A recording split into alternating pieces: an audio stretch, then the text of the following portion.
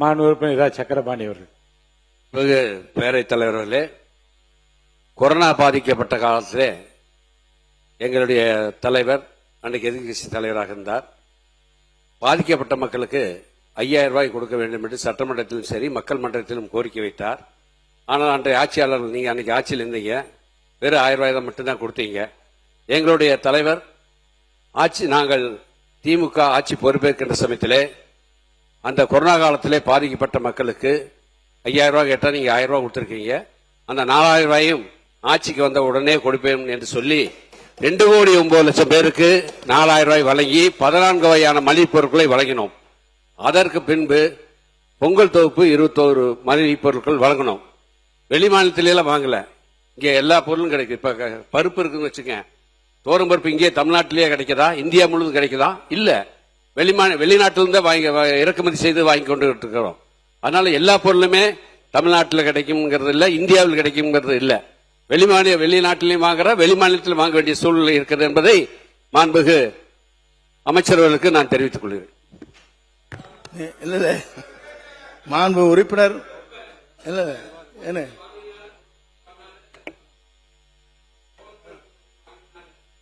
Mic கொடுங்க.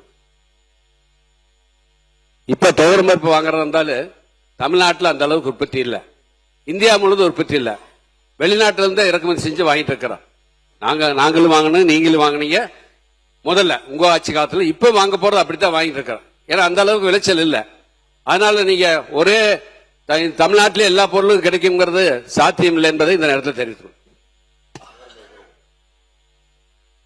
மாண்புமிகு உறுப்பினர் எஸ்பி வேலுமணி அவர்கள். மாண்புமிகு பேரவைத் தலைவர் அவர்களே, மணி 3 தாண்டி போயிட்டு இருக்கு.